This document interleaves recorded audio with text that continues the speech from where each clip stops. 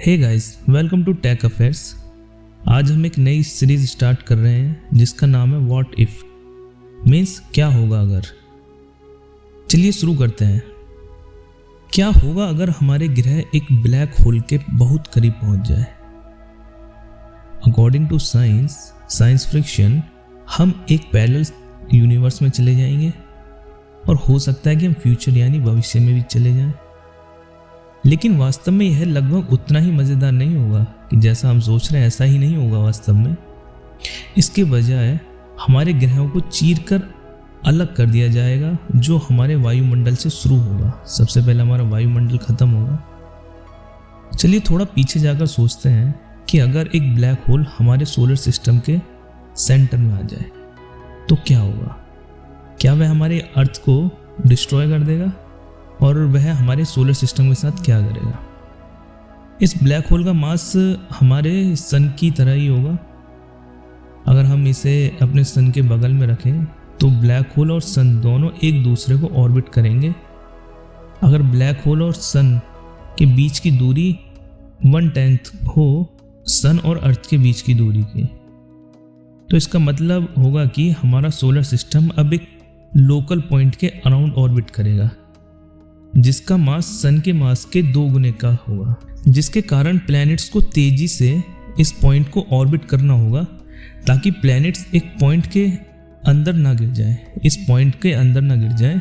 इस point means यहाँ पर है ब्लैक होल जो एक लोकल पॉइंट बन चुका है अब। इससे पृथ्वी पर जो वर्ष है, एक वर्ष है जो कि 365 दिन का होता है, वो घटकर 258 दिन का हो जाएगा। और सन की एनर्जी जो हम अर्थ पर आती है उसकी मात्रा में भी परिवर्तन होगा। इसके अलावा अर्थ पर ज़्यादा कोई चेंजेस नहीं आएंगे। लेकिन अगर हम अपने सन को रिप्लेस कर दें ब्लैक होल से तो क्या होगा। यदि हम अपने सूर्य को ब्लैक होल से बदलेंगे तो सबसे बड़ी समस्या जो सामने आएगी वो होगी सौर ऊर्जा की। जो सूरज से एनर्जी आती है अर्थ पर, वो आना बंद हो जाएगी और हमारा प्लेनेट अर्थ पूरी तरह से अंधेरे में डूब जाएगा।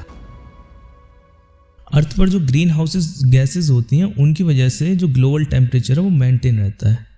लेकिन अब एनर्जी नहीं है तो टेम्परेचर भी मेंटेन नहीं रहेगा। पहले ही सप्ताह में पृथ्वी का औसत सतह का टेम्परेचर 0 हो जाएगा, यानी पूरी अर्थ पर पहले सप्ताह में 0 डिग्री टेम्परेचर होगा। और अगले 1 साल के अंदर पृथ्वी की सतह का टेम्परेचर 101 डिग्री होगा माइनस में, यानी 0 से 101 डिग्री कम होगा। हमारा ग्रह जल्द ही बर्फ की दुनिया में बदल जाएगा, यानी आइस एज आ जाएगा, जो कि बहुत बुरा होगा। सूरज की रोशनी के बिना प्रकाश संश्लेषण प्रक्रिया नहीं होगी, फोटोसिंथेसिस नहीं होगी, जिसके कारण सभी पौधे भोजन बनाते हैं। छोटे पौधे कुछ ही दिनों में मर जाएंगे, जिससे कि पूरी फूड चेन नष्ट हो जाएगी और फूड चेन डिस्टर्ब हो जाएगी और हम सब भूख से मर जाएंगे। शायद कोई रास्ता है जिससे हम ब्लैक होल से उपयोग करने योग्य ऊर्जा प्राप्त कर सकते हैं। वह है CMB। CMB means cosmic microwave background, जो कि एक वीक रेडिएशन है जो कि बिग बैंग से बचा हुआ है। थ्योरेटिकली अगर एक ब्लैक होल काफ़ी तेज़ी से घूमता है तो यह CMB रेडिएशन को ऑप्टिकल वेव लेंथ में कंप्रेस कर सकता है। यह वही ऑप्टिकल वेव लेंथ है जो कि सन से एमिट होती हैं। तो हमारे ग्रह के पास एक बार फिर उपयोग करने योग्य एनर्जी होगी। यहाँ पर एक और दिक्कत होगी कि ब्लैक होल के तेज़ी से घूमने से ब्लैक होल प्लैनेट्स को अपनी तरफ अट्रैक्ट करेगा और अपने में समाने की कोशिश करेगा। इससे बचने के लिए प्लैनेट्स को अपनी स्पीड को बढ़ाना होगा, जो कि स्पीड होगी स्पीड ऑफ लाइट्स। इसका मतलब है कि पृथ्वी पर जो 1 साल है ना, वो पलक झपकते ही खत्म हो जाएगा। इतनी स्पीड से यहाँ पर टाइम चेंज होगा।